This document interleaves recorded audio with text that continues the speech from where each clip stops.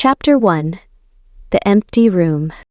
The school bell had rung 20 minutes ago, yet I remained seated in the last row of the dimly lit classroom. My notebook lay open in front of me, but I wasn't reading. I wasn't even pretending. I was simply waiting. I told myself I was staying late to study, but it was a lie I didn't believe anymore. I could have gone home. I should have. Everyone else had. But something kept me rooted to that chair like ivy clinging to an old stone wall. Or maybe it wasn't something.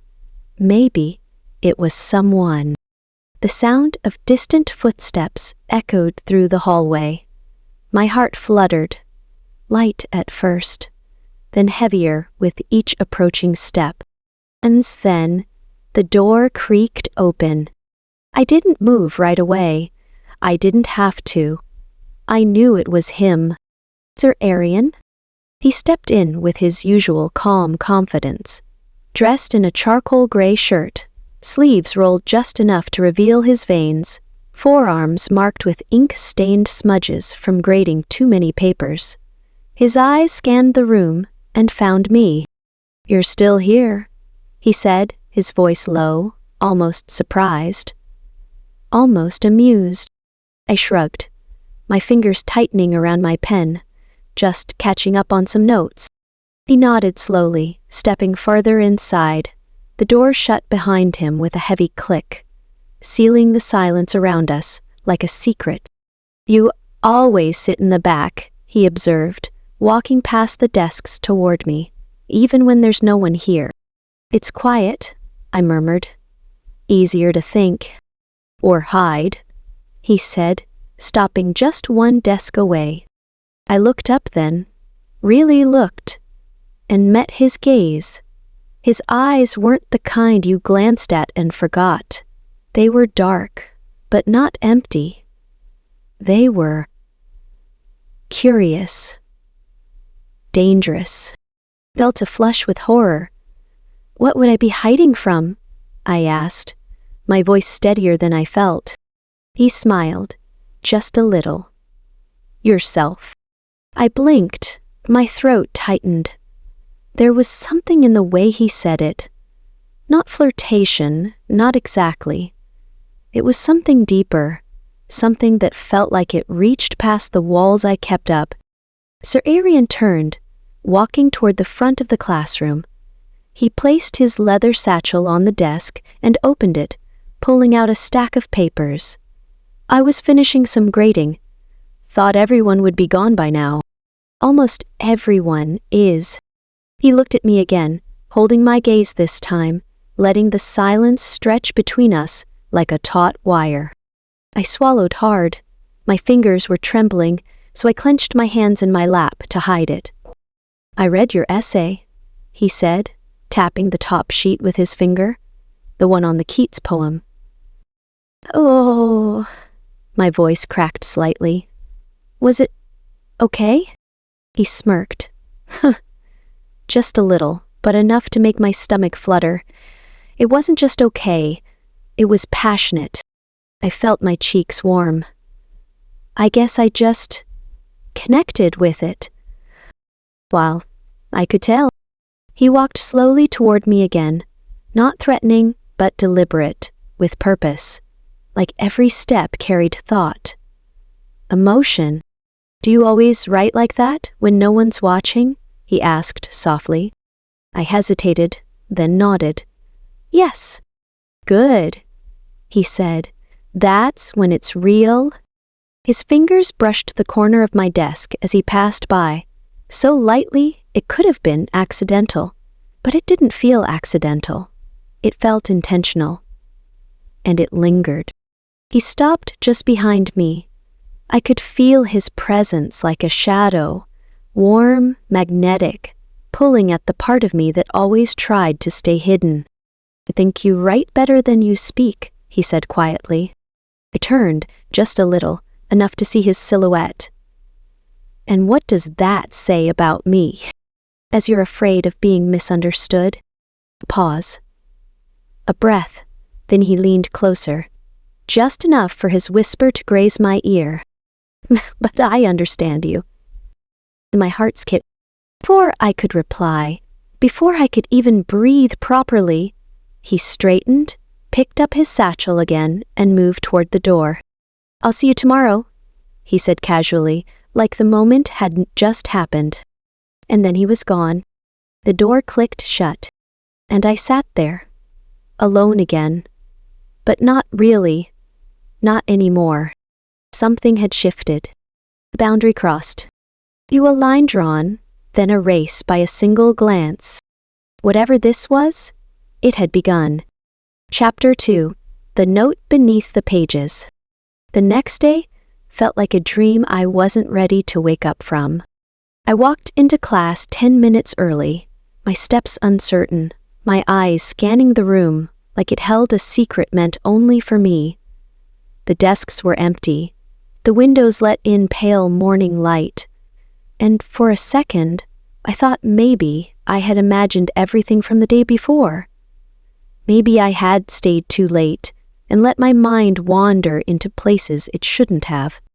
But when I reached my seat in the back and opened my notebook, I saw it.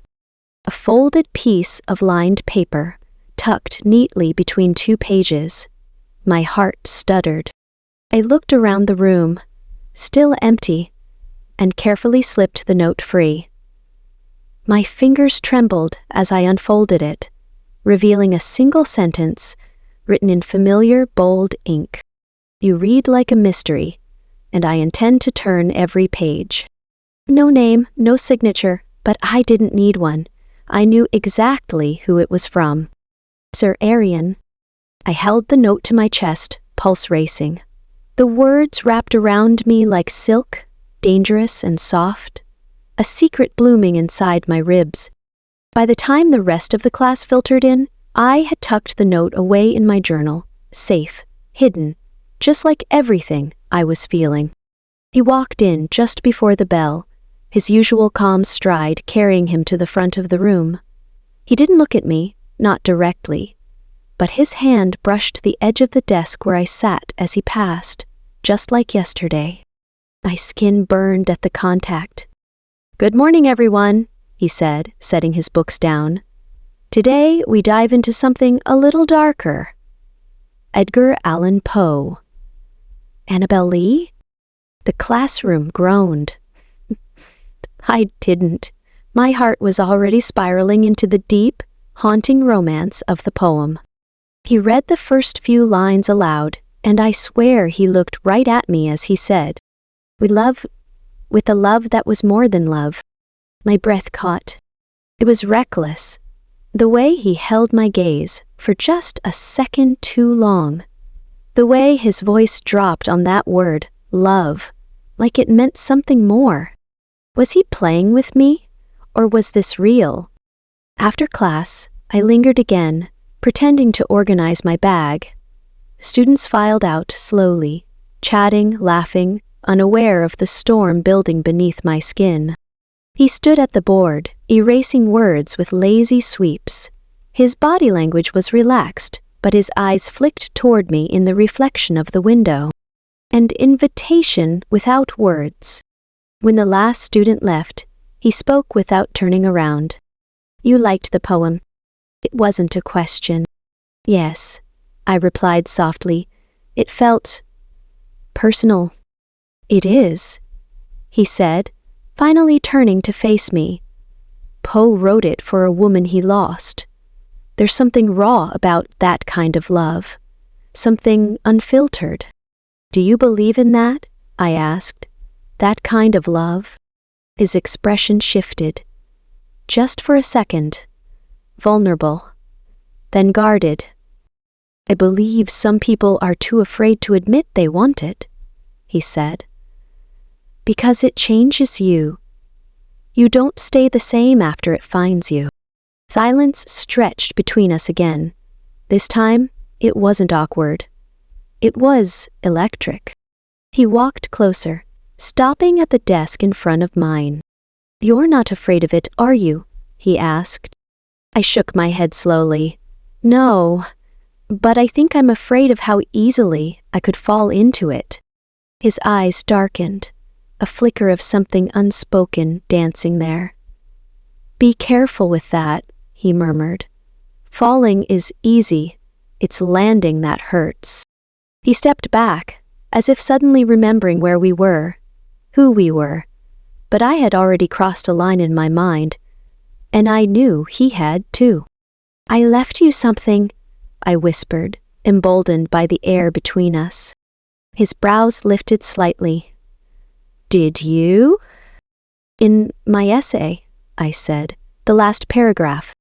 He smiled, eyes full of silent challenge. "Then I'll look more closely." And with that, he turned and walked out, leaving me breathless, flushed, and shaking in the stillness. That night, I read and reread the note he had left me. I held it like it was made of glass. Like if I blinked too hard, it would vanish. Something was happening. Something real. Something forbidden. But beneath the fire of it all, there was also a shadow. A whisper I couldn't shake. A rumor I had overheard last semester. A girl. A student. Someone who had once lingered behind after class, just like I did now. And then she was gone. Transferred, they said, or maybe something else. I didn't know. But I would find out, because I had already fallen into the story, and I needed to know how it ended. Chapter 3. Between the Lines. The next few days passed in a blur of whispered words, exchanged glances, and stolen moments that felt both intoxicating and terrifying. I had never known time could move so slowly in a crowded classroom. Yet so quickly when I was alone with him. Sir Arian didn't leave another note, not on paper, but he didn't need to. His words during lectures were loaded with double meanings. His glances lingered a little too long. Every time he handed back my essays, his fingers brushed mine as though by accident. But I knew better. Every second he looked at me, it felt like he was reading a secret I hadn't even written yet. On Thursday, after everyone had left again, he approached me while I was packing my things. "Come by my office tomorrow," he said, his tone light but direct. "I want to talk about your next essay. Something a little more personal." I looked up, my breath catching.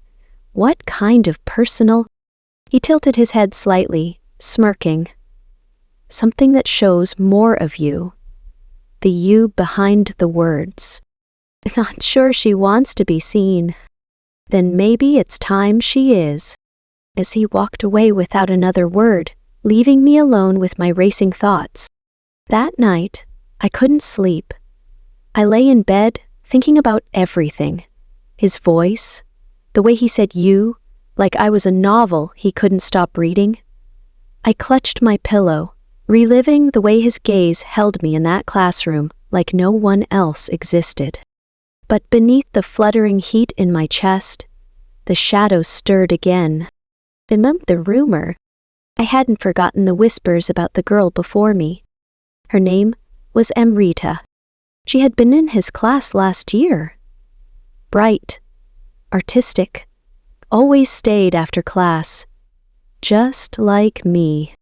And then she vanished. Not in the literal sense. She transferred mid-semester. No one really knew why.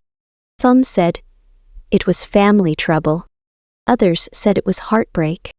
One person, a girl in the library I barely knew, had muttered something once that stuck with me. She got too close to him, and it destroyed her. The next day, I walked slowly toward his office, my heart pounding so loudly it felt like a warning drum. The hallway was quiet, lined with old framed photos and the scent of old books and polish. His door was slightly ajar. I paused before entering, gathering my courage. Then I knocked softly and stepped inside. He looked up from his desk, a smile blooming on his lips. "You came." "You asked," I said. His office was small but full of character. Bookshelves lining the walls, a large oak desk stacked with papers and hardcovers.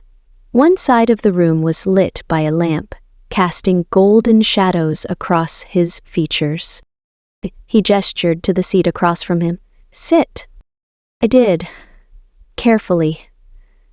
Every inch of my body felt aware of itself. He'd folded his hands together and leaned forward slightly. "I've read your essays. You write with depth, with emotion, but you hold something back. Maybe some things aren't meant to be written. Or maybe they're the ones that should be," he replied gently. His eyes searched mine. "Write me a story. Fictional if you want, but base it on something real. I want to see who you are beneath all the careful words." I swallowed hard. "Why?" "Because you interest me," he said simply, "and I think you're not used to that." I blinked, stunned. My throat tightened. "You don't even know me." He smiled faintly. "That's what I'm trying to fix." Silence fell, but not an empty one. It was the kind that felt full of things neither of us were quite brave enough to say. He rose from his chair, walked around the desk, and leaned against the front of it. Closer now, inches from me. The lamp behind him cast a soft halo along the edge of his shirt collar. "You're not like the others," he said softly. "You don't pretend. You feel everything, and you hide it all the same." I didn't answer. I couldn't. My mouth had gone dry. My chest rose and fell faster. His hand lifted, slow, deliberate, and gently tucked a loose strand of hair behind my ear. My heart stopped.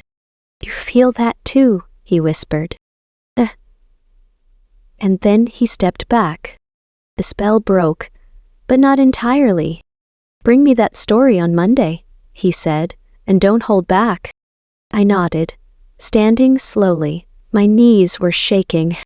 As I reached the door, he called out one last time. "Sometimes the truth is buried in fiction," he said, "but it's always there, waiting to be found." I walked out into the corridor, dizzy, dazed, and burning from the inside out. But as I turned the corner, something strange happened. A girl, someone I didn't recognize, stood near the window at the end of the hallway. She looked at me, her face pale and unreadable. And then, without a word, she turned and walked away. There was something familiar about her. Something wrong. I didn't know it yet, but that was the first time I saw her. The girl from last year. The one who left. Amrita. And I was about to follow her path. Deeper than I ever meant to. Chapter 4. Ghosts in the hallway. All weekend, I couldn't stop thinking about her, the girl by the window. Her face haunted me, not because it was familiar, but because of what I saw in her eyes. Sports. I didn't know if she really was Amrita, but the resemblance was too strong to ignore, and the timing? Chilling. It was as if her sudden appearance was a warning. That night, I searched her name online. There was nothing. No social media, no school records, no photos, like she had been erased. But people don't just vanish. And I couldn't stop myself from wondering what exactly had happened between her and Sir Arian, what had been said behind closed doors, what lines had been crossed. And would it happen to me next? Monday came faster than I expected. I had spent the entire weekend crafting the story he asked for. Fiction, but not fiction. A girl, alone, drawn into the orbit of her teacher. A magnetic connection. A secret romance. A mystery beneath it all. I printed the story, careful not to sign my name at the bottom, just in case. When I walked into class, He glanced at me once, just once, but it was enough to leave me dizzy. And when I handed him the story after class, his fingers brushed mine and lingered for a moment too long. Again. "You'll have your feedback soon," he said, voice calm, eyes anything but. But he didn't let me leave immediately. As the other students filed out, he called out my name. "Wait." I turned, breath catching in my throat. He stepped closer. His expression was unreadable, yet burning with something unspoken. "There's a moment in your story," he said, holding the pages, "where the teacher kisses the student in the library." And I swallowed hard. "Yes? That was your imagination?" he asked softly. A beat passed. "Was it?" His jaw tensed, and for a split second, his resolve slipped. He stepped closer, close enough that I could feel the warmth of his breath. "Don't tempt me," he murmured, almost too low to hear. "Alma," I whispered, "because I've already been burned once." His words stuck with me for the rest of the day. Burned. By who? The hallway girl. Amrita. The story I was living felt less like a romance and more like a mystery with every passing hour. So I went looking. The school archives were tucked beneath the library, barely used, dusty, quiet. I told the librarian I was working on a research project and needed past student records. It took some convincing, but eventually she gave me access to a digital archive and left me alone in the office. I searched the name. Amrita Das. There was only one result. She had been enrolled last year, same class, same teacher. But halfway through the semester, there was an official withdrawal, no reason listed, except a note in the digital log. Student requested transfer due to inappropriate interactions. My stomach dropped. I clicked again. The note was locked. Administrator access only. But I had seen enough. I stumbled out of the archive room, my breath shallow, my mind spinning.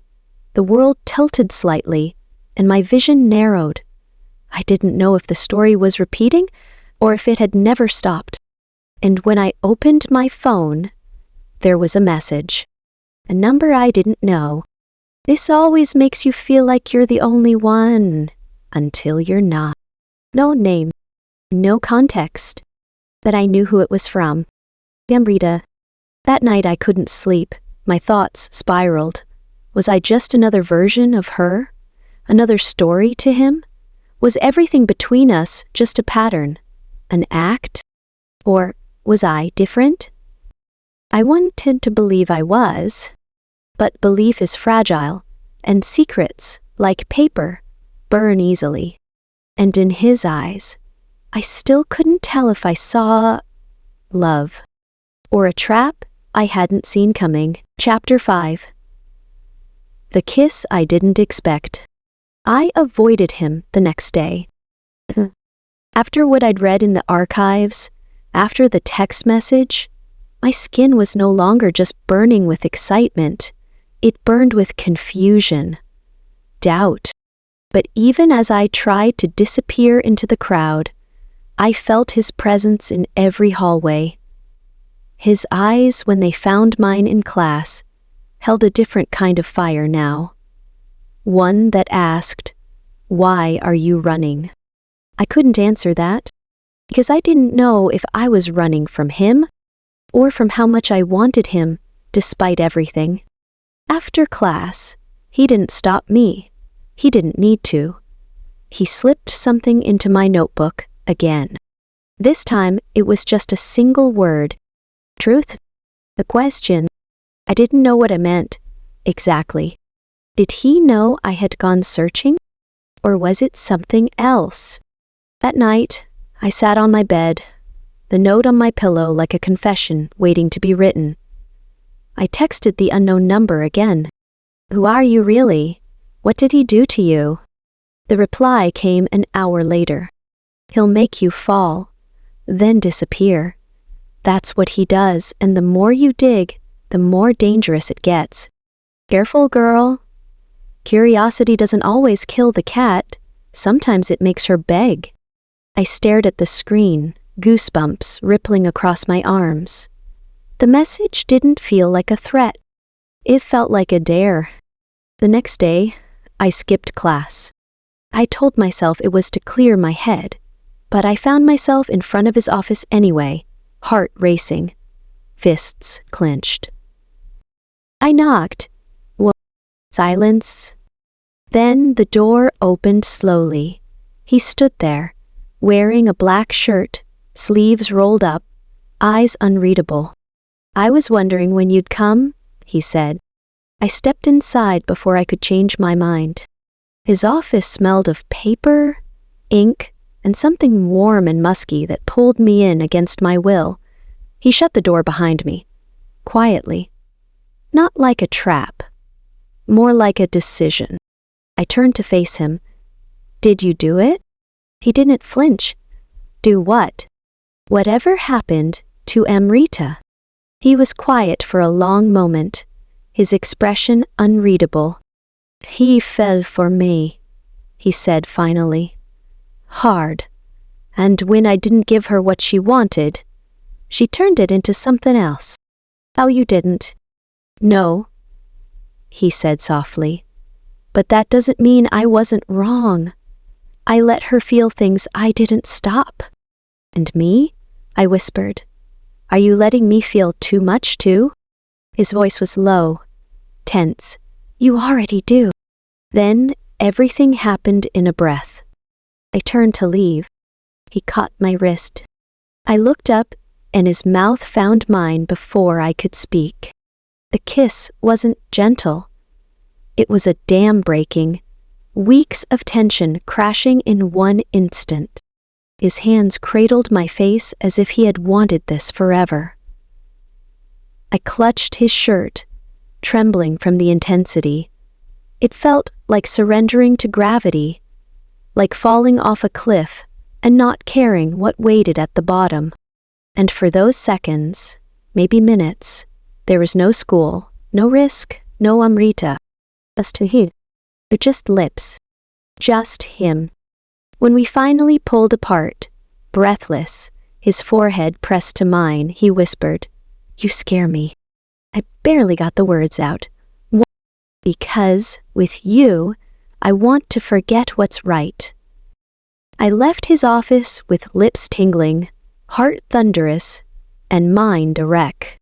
I'd kissed my teacher, willingly, desperately. But was it the start of something beautiful? Or the beginning of something dangerous? That night I received another message. You kissed him too. You're next. Chapter 6. The photograph in the drawer. The kiss haunted me. It played in loops in my mind. The warmth of his lips, the hunger in his touch, the look in his eyes afterward. Not guilt, not regret, but longing. It was the kind of kiss that felt like a promise. And yet, as I lay in bed that night, staring at the ceiling, the words from the anonymous number repeated in my mind. Or next. Next for what? To fall? To disappear. The next day at school, he avoided me. I knew he felt the weight of what we'd done. We didn't speak. Didn't exchange glances. Not even a smile. But I felt his presence like static in the air. By now, the class felt different. His words were more measured. He called on me less. He stayed behind after class less. And it drove me insane. Because once you've tasted something forbidden, its absence is worse than hunger. I couldn't take it anymore. I had to know more. So I went back to the library archives. Again. Not for Vise this time. but for his past. I searched his name, Aryan Dev, alongside keywords, scandal, student, report, resignation. Nothing at first. But then, buried in an old campus publication, I found something. A 2-sentence note in a 5-year-old faculty memo. Professor Aryan Dev transferred from Caldera University under mutual agreement after personal circumstances. All records sealed. That was it. But it confirmed something. This wasn't his first fresh start. I couldn't breathe. My chest ached from not knowing. I needed answers, and not second-hand ones, not rumors or whispers. I needed to hear it from him. So, after class, I waited. When the last student left, I walked into his office without knocking, bold, reckless. He looked up, surprised. "You shouldn't be here. And you shouldn't be hiding." He stood slowly. "You're angry?" "No," I said, voice trembling. "I'm scared. I want to trust what I feel. I want to believe you. But I found something about your last school." He didn't move. "I kissed you," I continued. "And now you're pulling away, just like she said you would." His jaw tightened. "Who said?" I stepped closer. Amrita. His entire body froze. I saw the fear flicker through his eyes. Real fear. Not for himself, but for me. "I never touched her," he said quietly. "She wanted something I couldn't give. I tried to keep things professional, but the line blurred, and when she felt rejected, she made sure the story changed." My voice was hollow. "And you think I'll do the same?" "No," he whispered. "I think you'll do worse." He walked past me, over to a filing cabinet I had never seen him open. From the bottom drawer he pulled out a worn manila envelope. He hesitated for a long moment, then handed it to me. Inside was a photograph of him and Amrita, side by side at a school event. She was leaning toward him, smiling too much. His expression was stiff, cautious. "I kept this," he said, "because it reminds me of what I did wrong, not because I wanted her." There was a note in the envelope too. Her handwriting. "If you won't love me, I'll make sure no one else can." I looked up, eyes wide. "Jimun sent that 2 weeks before the investigation," he said. "She left before they could act on it, but the damage was done." I clutched the photo, my hands shaking. "Why are you telling me this?"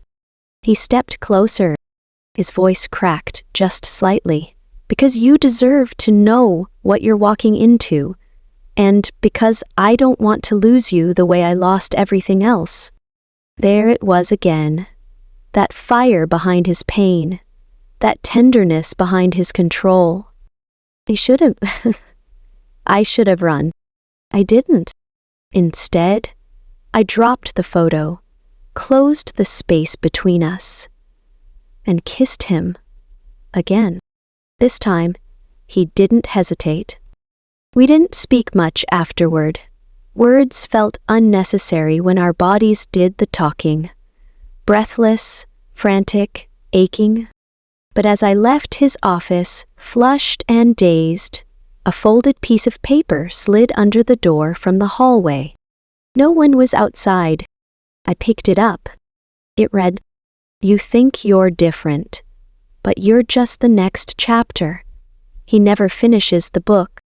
My hand shook as I read it again. There was no signature, but I knew it was her. Amrita was watching, and she wasn't finished. Chapter 7. Her voice at midnight. The hallway felt colder after I read the note. The paper was thin, but the message cut deep. You think you're different, but you're just the next chapter. He never finishes the book. I held it for a long time before I crumpled it, then shoved it into my bag like I could bury what it said. But the words didn't stay crumpled. They bloomed inside my mind, repeating again and again, like a song I couldn't unhear. Still, I wanted to believe him. Sir Arian's story matched the photo, the note from Amrita. His pain didn't feel performed.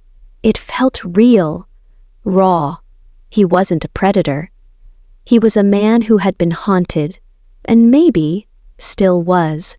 But even so, something about all of this wasn't finished. That night, I couldn't sleep, so I walked. At midnight, I wandered through the empty campus courtyard, feeling the air shift like a storm about to break. The lamps were dim, the shadows tall. I didn't know what I was searching for until I heard it. A voice. Soft. Female. Behind me. I told you. I spun around, heart slamming into my ribs. No, the courtyard was empty. Or so it seemed. Who's there? I called out. Silence. Then, a whisper this time. Closer. You'll fall. And then he'll let go. I turned sharply toward the sound, and this time I saw something. A shape. At the edge of the courtyard, near the stone fountain. A girl in a white hoodie, her hood pulled low. Face in shadow. Amrita? I whispered. The figure didn't speak again. She just stood there, staring, and then turned and walked away. Slowly, disappearing into the fog. I chased after her. But by the time I rounded the corner, nothing. Just empty halls and the cold wind tugging at my coat. The next morning, I confronted him.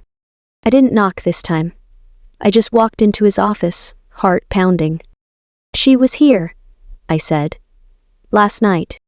He looked up from his desk, brow furrowing. Who? Amrita. His expression paled, subtly. I saw her. She whispered to me, told me I'd fall like she did. Then she disappeared. He leaned back, visibly shaken. That's not possible. It was real. I'm not imagining this. He rubbed his face, the weight of something crashing down on him. I didn't tell you everything, he said finally. He pulled out another folder. This one older, more worn. Inside it was a report. Not a school file. A police report. My breath caught. She didn't just leave, he said. After her accusations didn't stick, she became obsessed. Started showing up outside my apartment, leaving notes in my mailbox, staring at my window from across the street. I flipped the report. Stalking, harassment, psychiatric evaluation. Then, voluntary admittance to a rehabilitation center. She left campus, he said, but she didn't disappear. Her parents moved her across the country, changed her name. She wasn't allowed to contact anyone from the school again. Then how is she here now? He shook his head. I don't know. But I knew she was here. I felt her, watching, waiting, feeding off my confusion. And I wasn't confused about how I felt anymore. That night I texted him, I'm not scared of her, but I don't want to be a ghost in your story. If you want me, really want me, show me. His reply came instantly. Come to the old lecture hall. Now, just us. The building was dark, barely used anymore. But when I stepped inside, the door creaked shut behind me, and I saw him, waiting near the front, shadows wrapping around him like smoke. He walked to me in silence. Then, without a word, pulled me into his arms and kissed me like he hadn't breathed in days. That night was ours. No rules, no lies, just the stolen time between the chaos. When I opened my eyes afterward, curled against his chest, I whispered, "You're not scared of her, are you?" "I'm scared of what she'll do to you," he said. "She doesn't want me anymore. She wants to destroy me. And now, you're the only thing left to hurt." The air chilled. I sat up, heart stammering. That what happens next? He looked at me, and then past me. His expression darkened. "She does." I turned. The hallway door creaked open, and there she was. Amri, real, alive, watching us, smiling. Chapter 8. The girl who never left. She stepped into the light slowly. Not a ghost, not a rumor, not a memory. Amri. Her hair was longer now, darker, her eyes sharper, almost hollow, but still beautiful in the haunting way that stories warn you about. She looked at me, not him, not even for a second. "I see what you've done," she said softly, walking closer. "Same way you did it with me. Let me fall. Let me drown." And then disappeared. Ariane stepped between us. "Amrita, stop." She smiled, almost sadly. "Still protecting them, aren't you? I never hurt you." "You didn't need to. That's the trick, right? You just let people destroy themselves around you." Her eyes flicked to me. "And you? Sweet little thing. Do you think he loves you?" "I don't think," I said, voice trembling. "I know." She tilted her head. "Then you're already where I was." Ariane's voice was low, controlled. "How did you find us?" "I never stopped watching," she whispered. "I knew where you went. I just waited until you latched onto another student, and then I followed." "You're not well," he said. "You need help." She laughed bitterly. "I needed you." Silence. The kind of silence that feels like everything is breaking just behind the walls. I stepped forward. "Why are you really here?" Her expression shifted, something fragile cracking beneath the surface. "Because he ruined me," she said, "and no one believed me. They said I was obsessed, that I made it up. But you'll see. He leaves you too, when it gets too complicated, when it's no longer exciting. He'll let you crash." I looked at Ariane. "Is that true?" "No," he said, fierce and immediate. "I ran before, I did, but not this time, not with you." Amrita's eyes welled up with tears she didn't let fall. "You said that to me, too." She pulled something from her coat, a tiny recorder. She clicked it. His voice filled the space, crackling. "I want you, even if it's wrong, even if it destroys us." My stomach dropped. "I recorded everything back then," she said. "I wanted proof, for myself, for the world, but no one listened. Maybe they'll listen now." Ariane stepped toward her, gently. "Please, you don't want to do this." "You're right," she whispered. "I want to do worse." Suddenly, she flung the recorder at the ground. It shattered on impact. Then she looked at me one last time. "You'll remember this moment when it all falls apart," she said. "You'll remember I warned you." And then she was gone. Out the door, into the night. I stood frozen, heart in pieces. He turned to me. "I didn't lie to you," he said, voice heavy. "I told her the same things I told you, but I didn't mean them the same way. You were different from the beginning. She was a mistake. You're everything I never thought I deserved." I looked at the broken recorder, the ghosts in his eyes, the shadow of who he used to be, I could walk away. I could run, like everyone probably expected me to. But instead, I reached for his hand.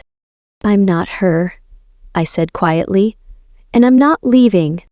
That night, we stayed in the lecture hall, together, wrapped in silence, holding each other like the world outside didn't exist.